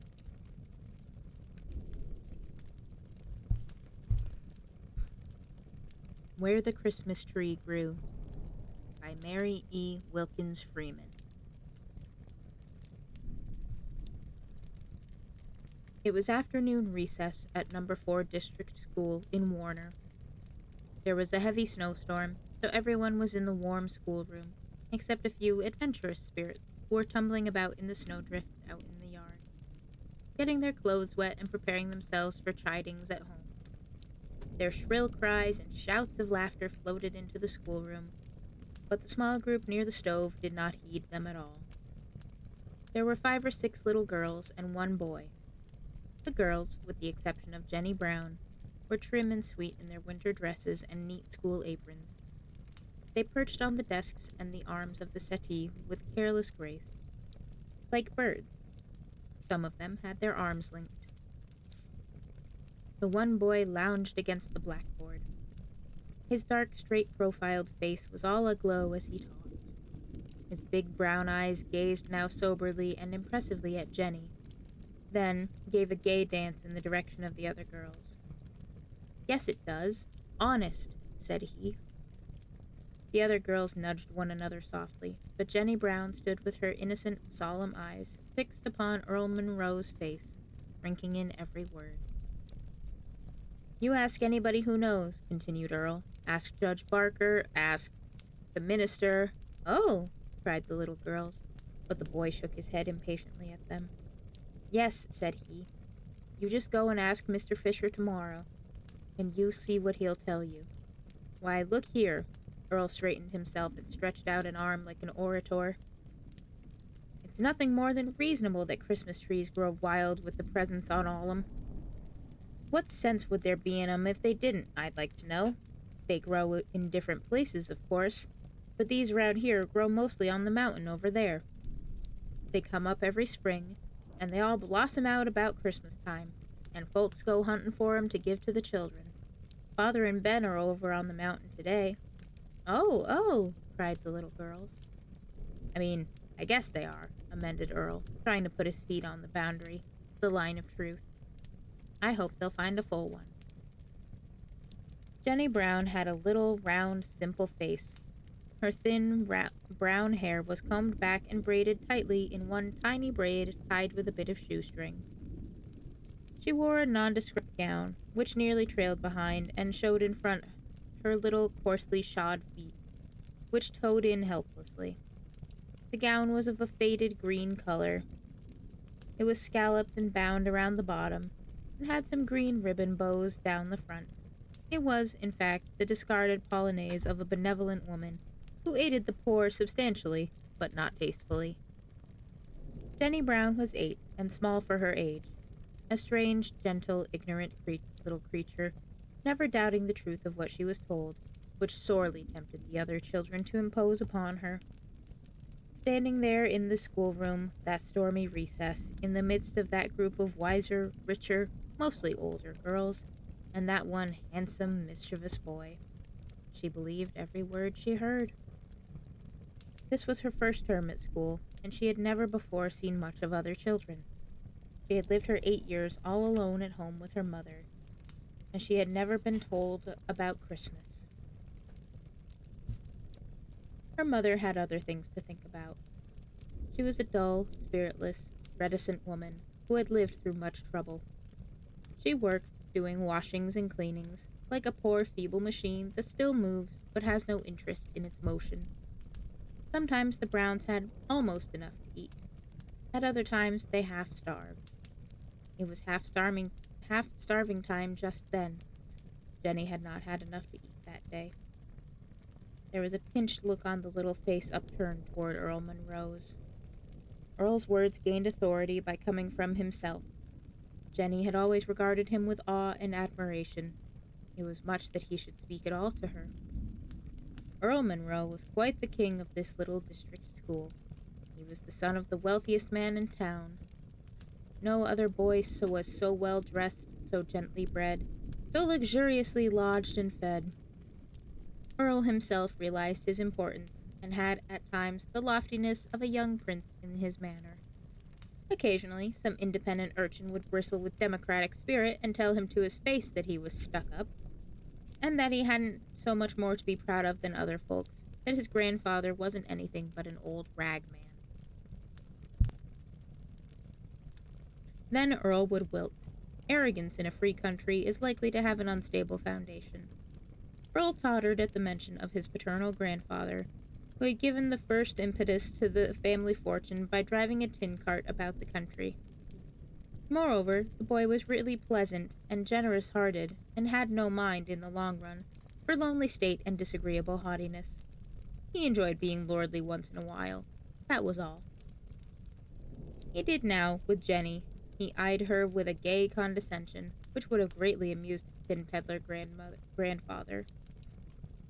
Soon the bell rung, and they all filed to their seats, and the lessons were begun. After school was done that night, Earl stood in the door when Jenny passed out. "Say, Jenny," he called, "when are you going over on the mountain to find the Christmas tree? You'd better go pretty soon, or they'll be gone." "That's so," chimed one of the girls. "You'd better go right off, Jenny." She passed along, her face shyly dimpling with her innocent little smile, and said nothing. She would never talk much. She had quite a long walk to her home. Presently, as she was pushing weakly through the new snow, Earl went flying past her in his father's sleigh, with the black horses and fur-capped coachman. He never thought of asking her to ride. If he had, he would not have hesitated a second before doing so. Jenny, as she waded along, could see the mountain always before her. This road led straight to it, and then turned and wound round its base. It had stopped snowing, and the sun was setting clear. The great white mountain was all rosy. It stood opposite the red western sky. Jenny kept her eyes fixed upon the mountain. Down in the valley shadows, her simple little face, pale and colorless, gathered another kind of radiance. There was no school the next day, which was the one before Christmas. It was pleasant and not very cold. Everybody was out, the little village stores were crowded, sleds trailing Christmas greens went flying, people were hastening with parcels under their arms, their hands full. Jenny Brown was also out. She was climbing Franklin Mountain. The snowy pine boughs bent so low that they brushed her head. She stepped deeply into the untrodden snow. The train of her green polonaise dipped into it and swept it along. And all the time she was peering through those white fairy columns and arches for a Christmas tree. That night the mountain had turned rosy and faded, and the stars were coming out, when a frantic woman, panting, crying out now and then in her distress, went running down the road to the Monroe house. It was the only one between her own and the mountain. The woman rained some clattering knocks on the door. She could not stop for the bell. Then she burst into the house and threw open the dining-room door, crying out in gasps. "Have you seen her? Oh, have you? My Jenny's lost. She's lost. Oh, oh, oh, they said they saw her coming up this way, this mornin'. Have you seen her? Have you?" Earl and his father and mother were having tea there in the handsome oak-paneled dining room. Mr. Monroe rose at once and went forward. Mrs. Monroe looked with a pale face around her silver tea-urn, and Earl sat as if frozen. He heard his father's soothing questions and the mother's answers. She had been out at work all day, and when she returned, Jenny was gone. Someone had seen her going up the road to the Monroes that morning about 10 o'clock. That was her only clue. Earl sat there and saw his mother draw the poor woman into the room and try to comfort her. He heard, with a vague understanding, his father order the horses to be harnessed immediately. He watched him putting on his coat and hat out in the hall. When he heard the horses trot up to the drive, he sprang to his feet. When Mr. Monroe opened the door, Earl, with his coat and cap on, was at his heels. "Why, you can't go, Earl," said his father, when he saw him. "Go back at once." Earl was white and trembling. He half sobbed. "Oh, father, I must go," said he. "Earl, be reasonable. You want to help, don't you, and not hinder?" his mother called out of the dining room. Earl caught hold of his father's coat. "Father, look here. I believe I know where she is." Then his father faced sharply round. His mother and Jenny stood listening in bewilderment, and Earl told his ridiculous, childish, and cruel little story. I didn't dream she'd really be such a little goose as to go," he choked out. "But she must have, for, with brave candor, I know she believed every word I told her." It seemed a fantastic theory, yet a likely one. It would give method to the search, yet more alarm to the searchers. The mountain was a wide region in which to find one little child. Jenny's mother screamed out, "Oh, if she's lost on the mountain, they will never find her. They never will, they never will. Oh, Jenny, Jenny, Jenny." Earl gave a despairing glance at her, and bolted upstairs to his own room. His mother called pityingly after him, but he only sobbed back, "Don't, Mother, please," and kept on. The boy, lying face downward on his bed, crying as if his heart would break, heard presently the church bell clang out fast and furious. Then he heard loud voices down in the road and the flurry of sleigh bells. His father had raised the alarm, and the search was organized. After a while, Earl arose and crept over to the window. It looked toward the mountain, which towered up, cold and white and relentless, like one of the ice-hearted giants of the old Indian tales. Earl shuddered as he looked at it. Presently, he crawled downstairs into the parlor. In the bay window stood, like a gay mockery, a Christmas tree. It was quite a small one that year, only for the family. Some expected guests had failed to come, but it was well laden. After tea, the presents were to have been distributed. There were some for his father and mother, some for the servants, but the bulk of them were for Earl. By and by, his mother, who had heard him come downstairs, peeped into the room and saw him busily taking his presents from the tree. Her heart sank with sad displeasure and amazement. She would not have believed that her boy could be so utterly selfish as to think of Christmas presents then. But she said nothing.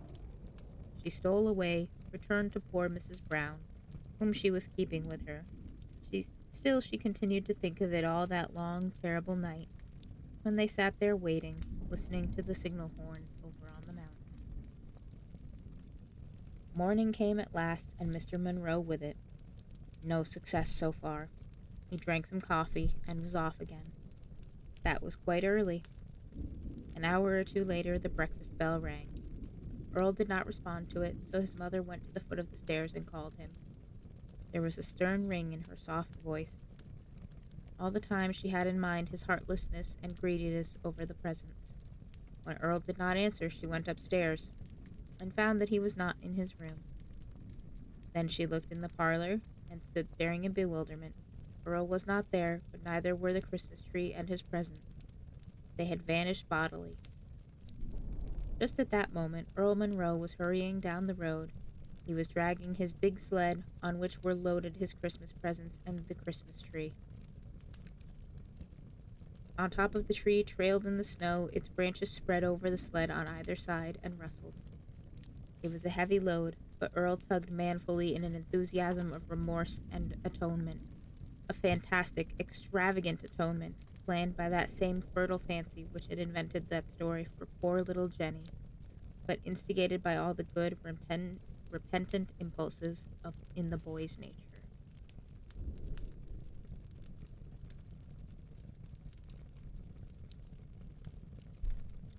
Thank you for the hydrate and the stretch, Nova.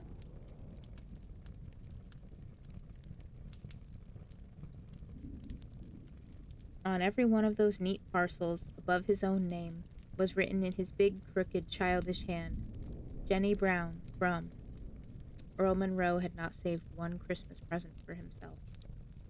Pulling along, his eyes brilliant, his cheeks glowing, he met Maud Barker. She was Judge Barker's daughter, and the girl who had joined him in advising Jenny to hunt on the mountain for the Christmas tree.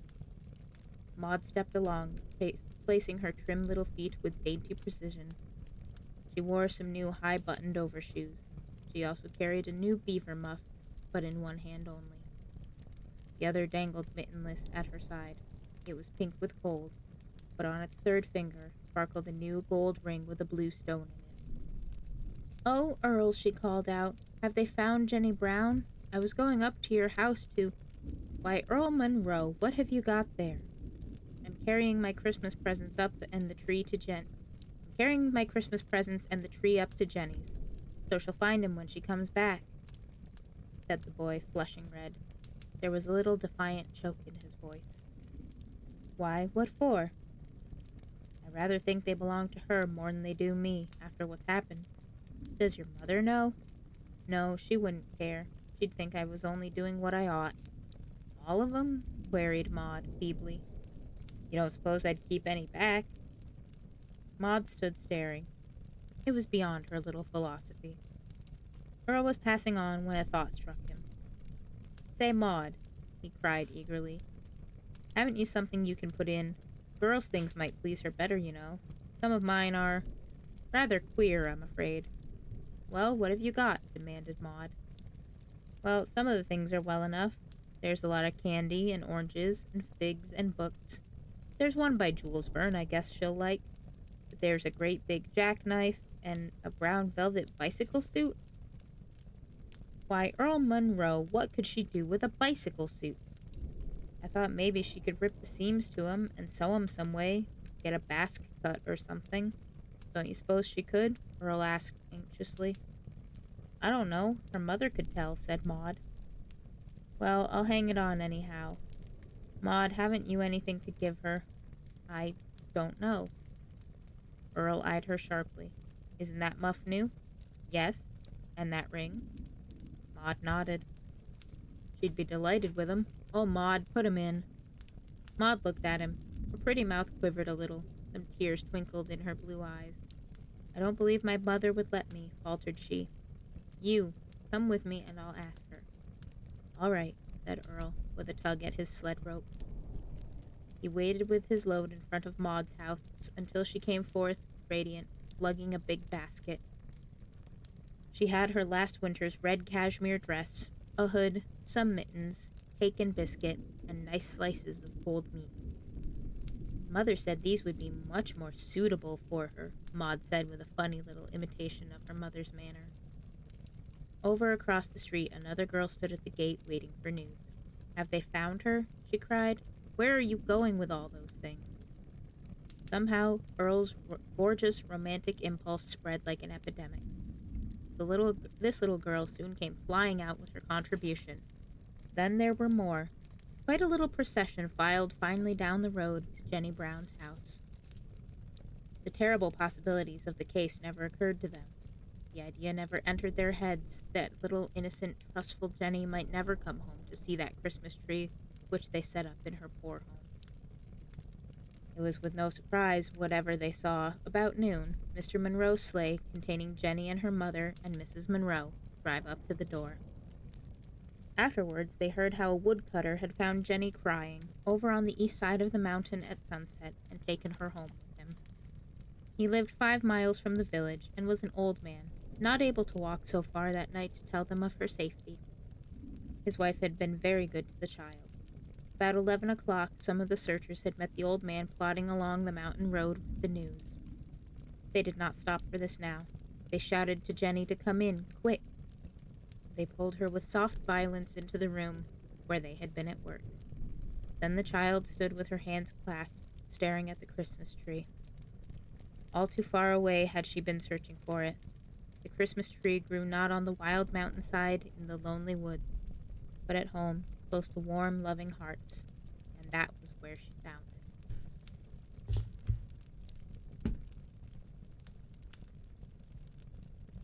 And that's the end of that one. I quite like that we ended on a one with a happy ending. One with a bit more charity to it, for lack of a better term. I like that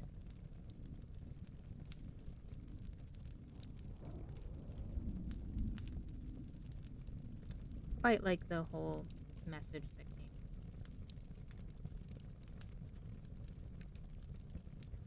Not often that sometimes you get a feel-good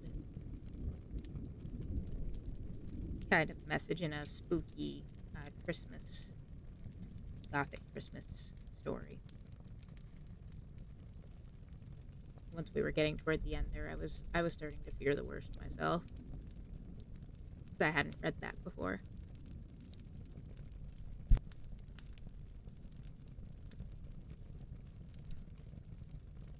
So suffice to say, I am quite pleased with how it turned out.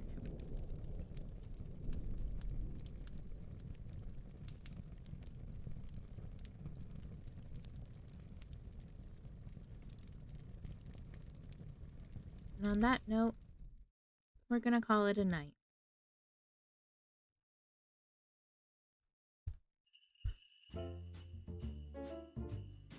want to thank you very much, as always, for choosing to spend your time here with me.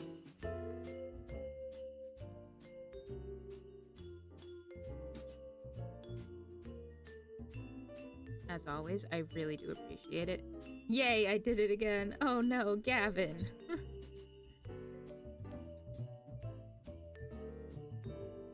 Hi, buddy. I hope you're doing well.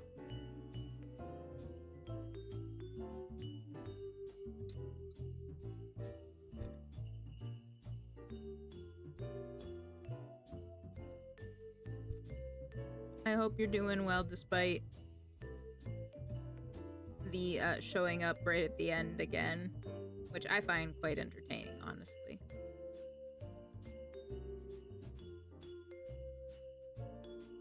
Today was errand day. Well, I hope your errands treated you well. And hopefully the weather was more agreeable where you are than it was here for me.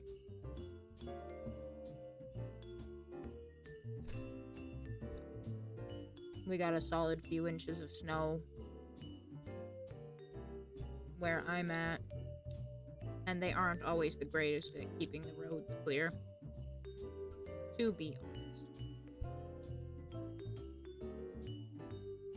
Oh, it was spitting all day. Oh no. Well, hopefully it did not impact your errands terribly much.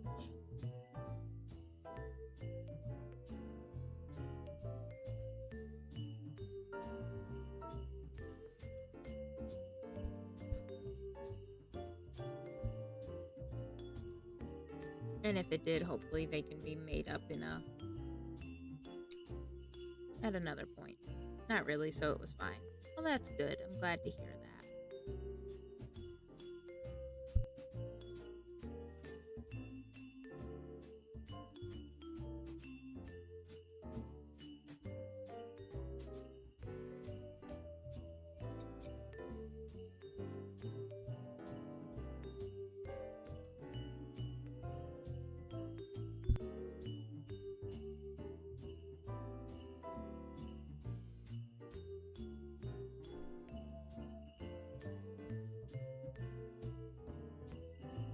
I'm over here trying to decide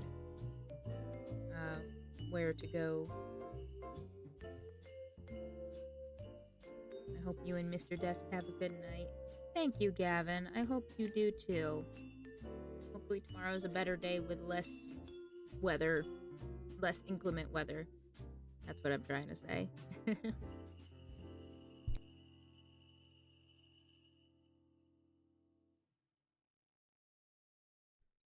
Speaking of, there's the man, the myth, the legend himself.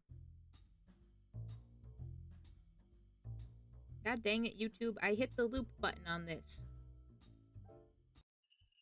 I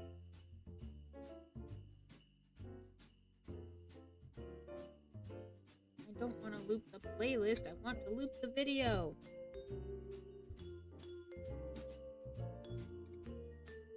Banana Man. Yes, the Banana Man, the myth, the legend.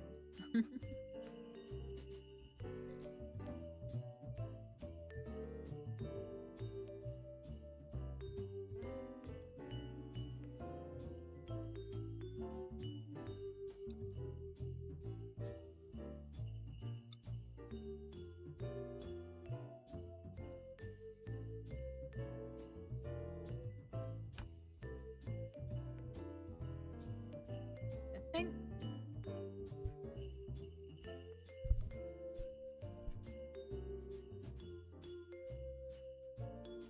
not entirely sure what she's up to, but let's go.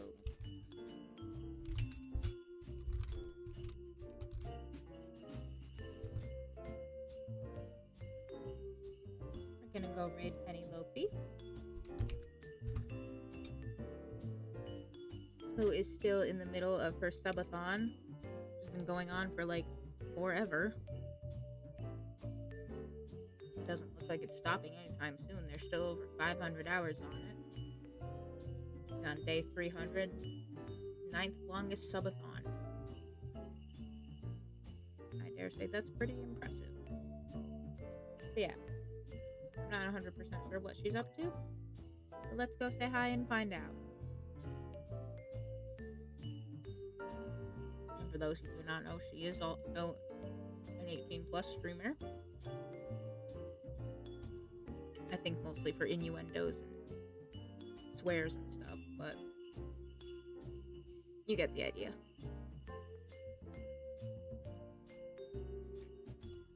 But we'll go say hi to her.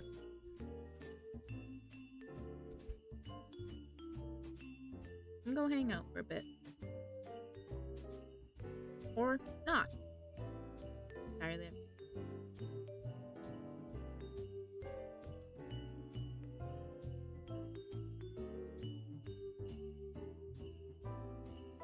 And remember, as always, eat plenty of food, drink some water, get some rest, take your meds, and just be good.